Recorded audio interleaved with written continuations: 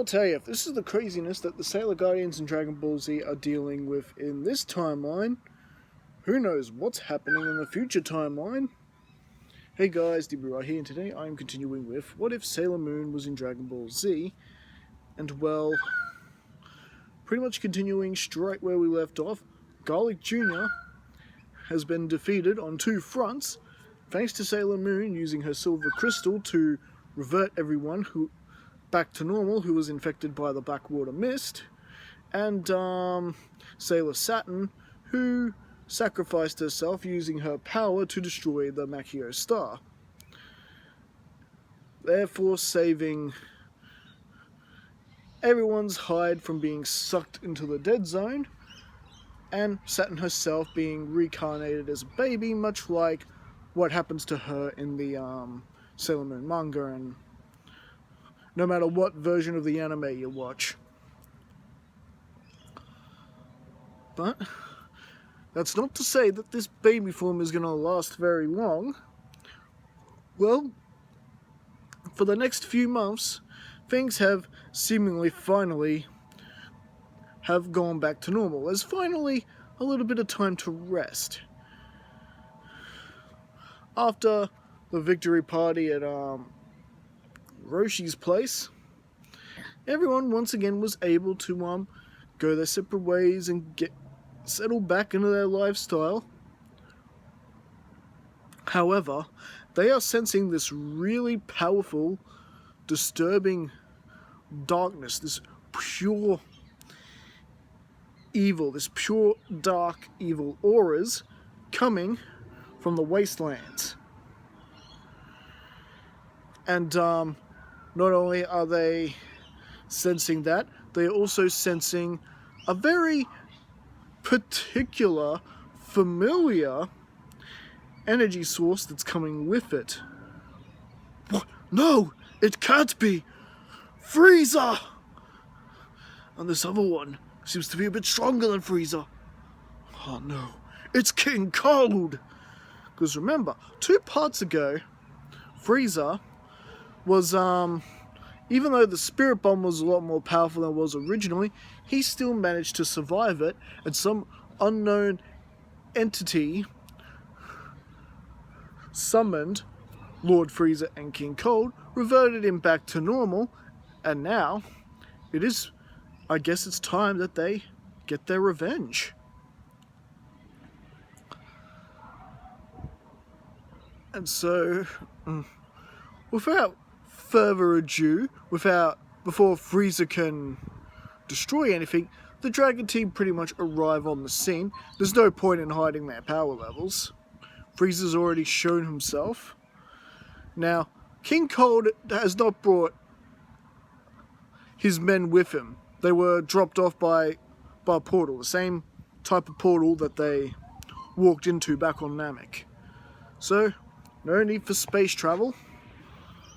And, as you may find out, there's not really any need to bring any army. And well, as the others begin gathering around, they sense yet another energy who has decided to appear before Frieza.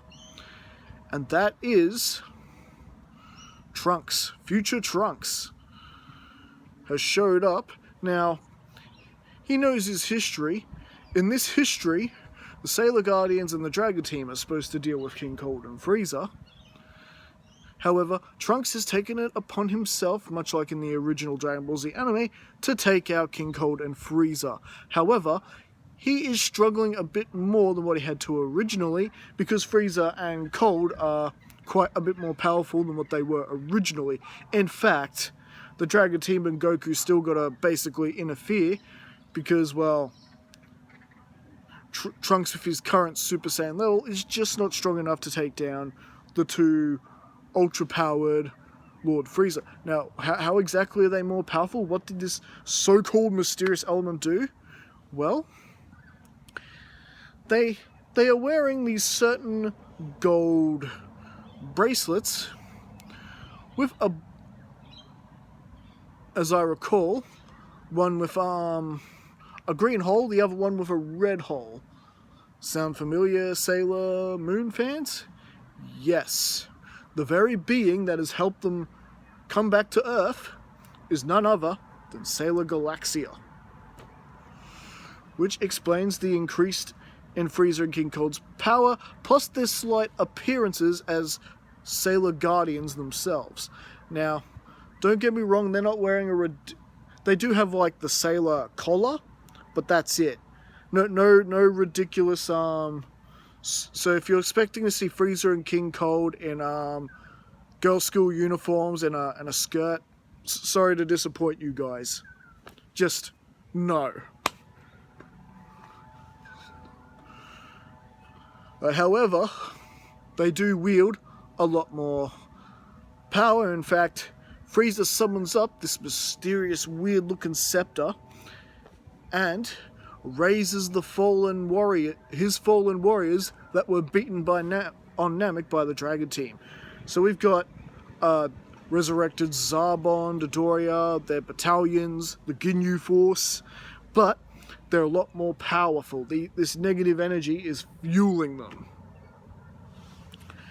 And pretty much with that, it's a pretty close battle.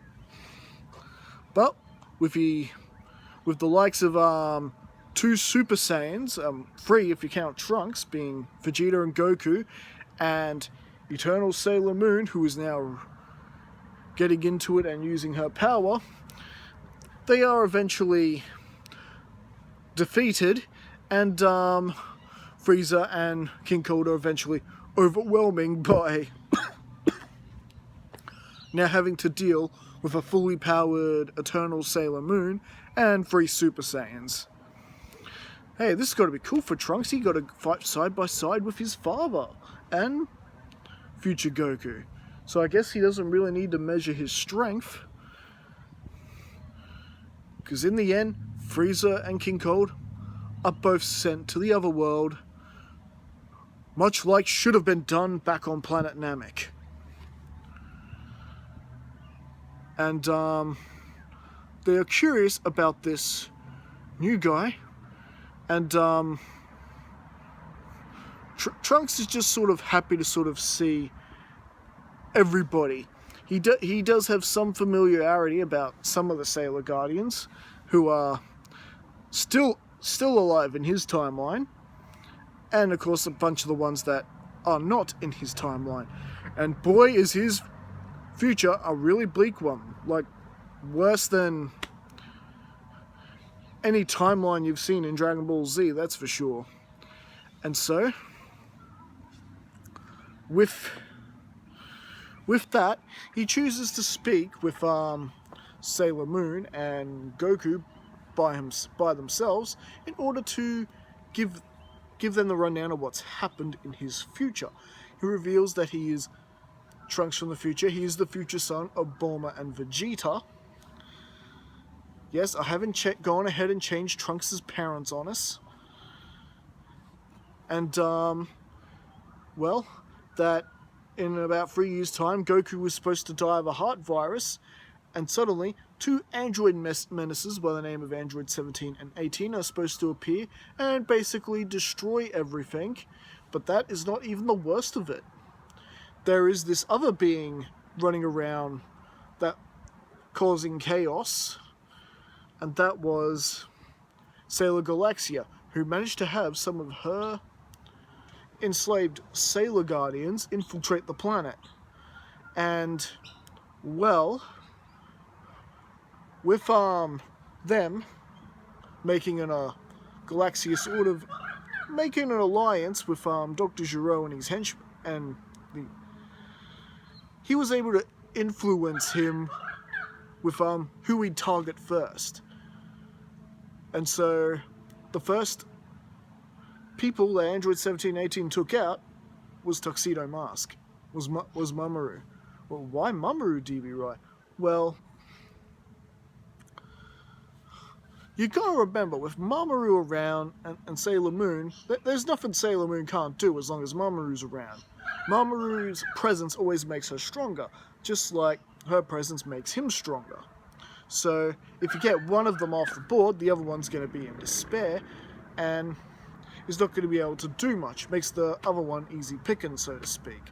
So eventually they're able to take out Sailor Moon as well, because without Mamo, she just couldn't muster up the power of the Silver Crystal in order to try and stop all this.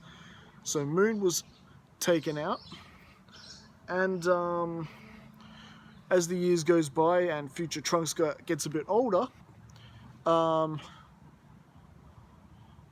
Sailor Moon's Sailor deities, that's Mercury, Mars, Venus, and Jupiter, eventually they are taken out too, and of course Piccolo taken out, so there's no Dragon Balls to resurrect anybody, and the Dragon Team start losing their numbers.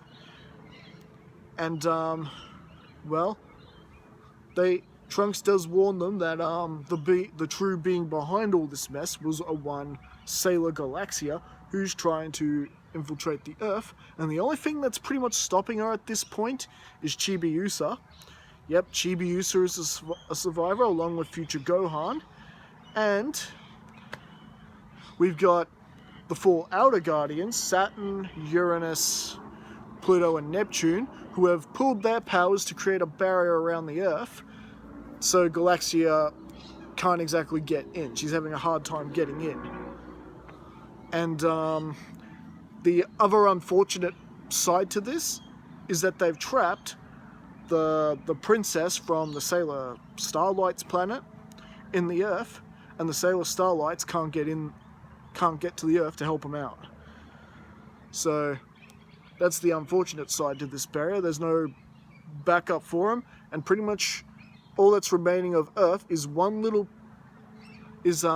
basically West Tokyo that's been untouched, thanks to Chibiusa's crystal barrier using her own Silver Crystal, who is now a teenager. Well, actually, she's older than Trunks. She's older than Trunks, and, you know, well, she's the same age as Gohan. Yeah, so bottom line is, it is a pretty dark and bleak future. And well, so basically Trunks tries to make them all listen that when it comes to the Sailor Stars, trust them. And yeah, and so Trunks gives Goku the heart medication like he does in the original, and pretty much takes his leave, waving goodbye to everybody.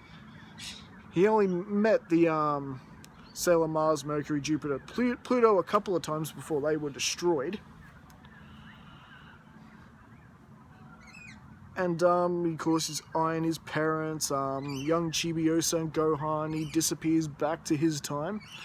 And so we've got pretty much Goku and Sailor Moon rallying their troops, so to speak, to tell them that this threat is coming within the next 3 years. And well, in the meantime, we've got Dr. Gero in his lab working, and he is right now getting messages from Sailor Galaxia, her claiming to increase the power of his androids to make sure that they achieve ultimate revenge, blah blah blah. Of course, using him so she can find the true Starseed and, you know, conquer the rest of the galaxy that she hasn't conquered yet.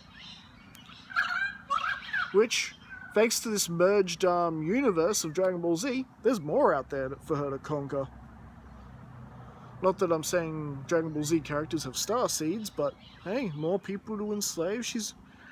Galaxia's got to be having a field day in this universe. And that's why it's going to take 3 years for her to be fully powered up to invade Earth. There's just so much more for her to destroy first. Ain't that just grand? And so, I think at least for now, that's where we're going to leave things. So what do you guys think? Did you enjoy this story? Don't forget to like and subscribe and leave your thoughts in the comments, and I'll see you guys again next time as we head into this, quite frankly, crazy version of the Android Saga.